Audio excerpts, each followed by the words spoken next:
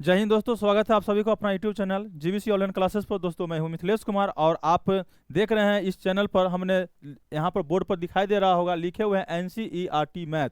ठीक है, NCERT math अभी से लेकर के जब तक एग्जाम होगा तब तक आपको एनसीईआरटी मैथ ही चलेगा। और मैथ के अलावा अगर अदर सब्जेक्ट भी चलता है, साइंस सोशल साइंस भी चलता है, तो वो भी चलेगा, आपको एनसीईआरटी ही चलेगा। तो आप इधर उधर भटकेंगे नहीं, आप बने रहेगा इस चैनल के लास्ट तक, है ना। इस चैनल में जुड़े रहिएगा और इस वीडियो के लास्ट तक देखिएगा, ताकि आपको एक भी कंसेप्ट ऐसा ना हो कि आपसे मिस्टेक हो जाए या छूट जाए, या एक ऐसा भी क्वेश्चन ना हो कि आपसे क्या हो जाए, छूट जाए, तो वो आगे चल करके वो नुकसान पहुंचने वाला है। तो इस वीडियो को लास्ट तक रहिएगा, लास्ट तक देखिएगा, स्किप नहीं कीजिएगा और अपने दोस्तों तक ये पहुंचाने का काम जरूर कीजिएगा। लाइक सब्सक्राइब तो आप कर ही दीजिएगा, क्योंकि इतना दिन से आप जुड़े हुए हैं तो इसमें कोनो कहने वाली बात नहीं है। लाइक सब्सक्राइब करने के लिए तो आप मोहताज नहीं है, आप कर ही सकते हैं, इतना तो भरोसा है आप पर। ठीक है, दुनिया आप पर भरोसा करे या ना करे, हम तो जरूर करेंगे आप पर भरोसा कि आप इस चैनल को सब्सक्राइब और लाइक कमेंट जरूर कीजिएगा और अपने चाहने वाले पर, अपने जान पहचानों पर ये जरूर शेयर कीजिएगा। ठीक है दोस्तों, हमने पिछले वीडियो में क्या किए थे कि एक वीवीआई क्वेश्चन सॉल्व किए थे और एक वीवीआई क्वेश्चन आपको एसडब्ल्यू के रूप में दिए थे। उम्मीद करते हैं कि आपने बनाए होंगे, ठीक है, सही सलामत से बनाए होंगे। अगर बनाए होंगे तो नोट कॉपी जो होता है, नोटबुक जो होता है, वो आप उल्टा लीजिएगा और जब हम यहाँ पर बनाएंगे तो उसको एक एक स्टेप को मिलाइएगा। अगर कहीं पर कोई चूक हो गया हो, कोई भूल हो गया हो, तो आप उसको मिला करके और उसको वहां पर सुधारने का काम कीजिएगा, क्योंकि सुधारने का समय अभी भी है। ठीक है, सुधारने का समय अभी भी है। कहा जाता है कि जब जागो तब सवेरा, जब जागो तब सवेरा। ठीक है, तो चलते हैं इस क्वेश्चन पर। एक क्वेश्चन है, ये क्वेश्चन को हमने आपको एसडब्ल्यू के रूप में दिए थे। ठीक है, एसडब्ल्यू के रूप में दिए थे, बात समझ आ गया। देखिएगा यहाँ पर क्वेश्चन कहता क्या है, सो देख लीजिए। देखिए, ये क्वेश्चन कहता है कि भूमि से, क्या कहता है कि भूमि से 60 मीटर की ऊंचाई पर एक पतंग उड़ रही है। अर्थात एक पतंग है जो अपने जमीन से कितनी ऊंचाई पर, 60 मीटर की ऊंचाई पर, 60 मीटर की ऊंचाई पर वो उड़ रही है। पतंग में लगी डोरी को अस्थायी रूप से, मतलब अस्थायी मतलब कि उसको फिक्स नहीं कर दिया कि इतना ही किया करना है, अस्थायी रूप से भूमि के किसी एक बिंदु से बांध दिया जाता है। अर्थात आप समझ सकते हैं कि ये एक पतंग होगा। ठीक है, ये क्या होगा, एक पतंग। ठीक, ये पतंग हो गया। जमीन से कितना ऊंचाई पर है, तो 60 मीटर की ऊंचाई पर है। ठीक, और एक जमीन से उसको क्या किया, उसको बांध दिया गया, बांध दिया गया। अब जरा सा ये बताइएगा, बांध दिया गया, अब ये डोरी है, इसका ही पतंग हो गया। ठीक, ये पतंग हो गया। चलिए, ये पतंग हो गया, यहां से बांध दिया गया है। अब कहता क्या है, अब यहां पर पतंग ले लीजिए, चाहे यहां पर पतंग ले लीजिए, कि जहां पर लेना है आप वहां पर ले सकते हैं। ठीक है, यहां से भी ले सकते हैं ऐसे। ठीक है, ऐसे ले सकते हैं और ये पतंग हो जाता है।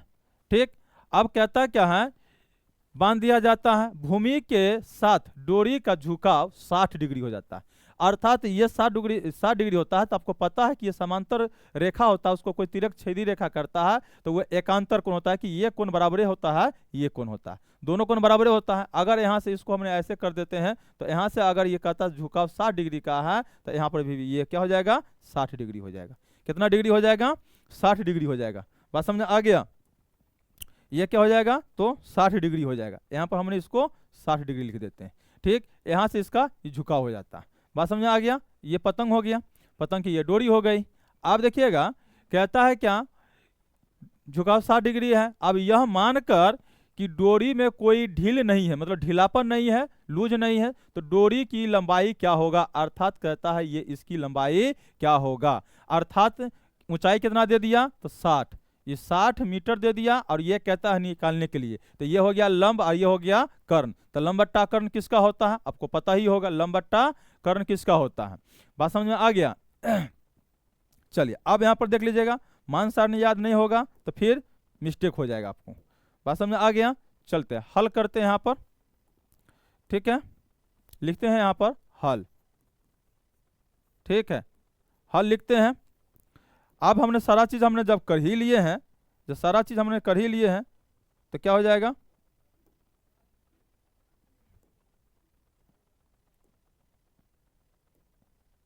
ठीक है, चलिए आप देखिएगा लिखेंगे क्या, इसका नाम अगर रख दे तो ये हो जाएगा ए बी सी। तो लिखेंगे कि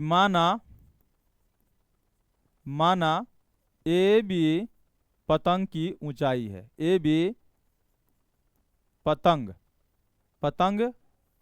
की ऊंचाई है। ठीक है, अब ऊंचाई है तो ए बी बराबर क्या हो जाएगा, ए बी बराबर हो जाएगा 60 मीटर। ठीक है, 60 मीटर हो जाएगा। उसके बाद क्या हो जाएगा कि कोण बी क्या है तो समकोण है। ठीक है, क्या है ये तो समकोण। ठीक, एवं साफ साफ दिखाई देता है कि नहीं, एवं कोण सी बराबर कितना दे दिया, 60 डिग्री दे दिया है ना, 60 डिग्री दे दिया। बात समझ आ गया। 1 मिनट,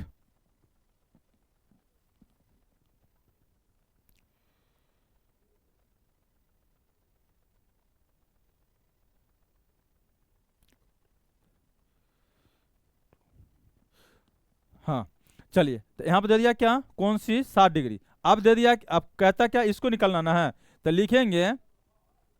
लिखेंगे क्या, लंब, क्या लिखेंगे, लंब बट्टा कर्ण। ठीक है, लंब बट्टा कर्ण अर्थात क्या हो जाएगा यहाँ पर कि A B by A C, A B by A C बराबर क्या होता है, साइन थीटा। ठीक है, क्या होता है, साइन थीटा होता है। बात समझ आ गया, साइन थीटा।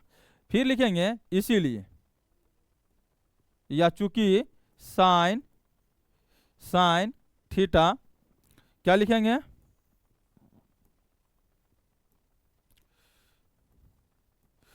चूंकि साइन थीटा बराबर साइन 60 डिग्री बराबर क्या हो जाता है, 60 डिग्री बराबर होता है √3/2। यही होता है मान सारणी। ये क्या होता है, मान सारणी होता है। अगर ये मान सारणी याद है तो बना सकते हैं, नहीं तो आगे एक कदम नहीं बढ़ सकते, एक कदम भी नहीं आगे बढ़िएगा। ठीक है, इसलिए लिखेंगे इसलिए कि 60 डिग्री या 60 डिग्री तो छोड़ दीजिए, मानता ही ना गया, लिखेंगे इसीलिए √3/2 बराबर ए बी। तो ए बी का मान क्या हो जाएगा, यहाँ पर क्या दे दिया है ए बी, तो ए बी का मान हो जाता है 60 मीटर। ए सी तो कुछ नहीं दिया है, तो ए सी तो ए सी ही रहेगा, ए सी ही रहेगा। ठीक है, क्रॉस गुना कर देंगे इसको, तो क्रॉस गुना करने पर क्या हो जाएगा, तो इसको करेंगे तो √3 बराबर 60 दूनी 120 डिग्री हो जाएगा, या 120 मीटर हो जाएगा, डिग्री नहीं 120 मीटर हो जाएगा। यहाँ तक कंप्लीट है, किन्हीं को कोई दिक्कत बताइएगा, किन्हीं को कोई दिक्कत, अगर दिक्कत है तो फिर पूछ सकते हैं, बता सकते हैं, कमेंट कर सकते हैं। बात समझ में आ गया। चलिए अब देखिएगा ए सी बराबर, तो लिखेंगे क्या, ए सी बराबर क्या हो जाएगा कि 120 मीटर। ठीक है, 120 मीटर, या इसको रुक जाइए 1 मिनट, थोड़ा सा हम टाइम लेते हैं। चलिए अब हो जाता है, यहाँ पर इसको क्या करते हैं, यहाँ हो जाएगा क्या, ए सी बराबर क्या हो जाएगा, 120 मीटर बाय √3। यहाँ देख रहे हैं ना, ए सी को इधर रखे, ये गुना में उधर चला जाएगा तो भाग में। ठीक है, ये भी आना चाहिए, चेंजिंग आना चाहिए कि जो इधर गुना में है उधर जाएगा भाग में, जो इधर भाग में है उधर जाएगा गुना में, इधर जोड़ में उधर घटाव में, इधर घटाव में है तो उधर जोड़ में। ये चेंजिंग आना चाहिए, जो जिसको चेंजिंग नहीं आएगा फिर वो दिक्कत हो जाएगा, तो ये चेंजिंग आना चाहिए। ठीक है, ए सी बराबर अब क्या हो जाएगा यहाँ पर कि ए सी बराबर, अगर यहाँ पर लेते हैं तो ये भी आंसर हो जाता है, या इसी को हम कर सकते हैं क्या, इसी को कहेंगे या करके। ठीक है, या क्या लिखेंगे कि ए सी बराबर 120 बाय √3 गुण √3 ऊपर √3 नीचे। क्यों होगा, क्योंकि ये आपका हर परिमेयकरण किए, क्या किए, हर परिमेयकरण किए। बात समझ आ गया। अब यहाँ पर हो जाएगा ए सी बराबर हो जाएगा क्या, 120 √3 बाय, यहाँ हो जाएगा इससे ई कट जाएगा, तो क्या आ जाएगा आपको, यहाँ पर आ जाएगा 3। ठीक है, 3 आ जाएगा, ये मीटर है तो मीटर। जैसे ही इसको हम काटेंगे तो ए सी बराबर क्या हो जाएगा, ए सी बराबर 3 एकम 3 और 4 तिया 12 यानी 40, तो यहाँ हो जाएगा 40 रूट अंडर 3। ठीक है, इसलिए लिखेंगे, क्या लिखेंगे हम, लिखेंगे यहाँ पर इसीलिए पतंग की डोरी की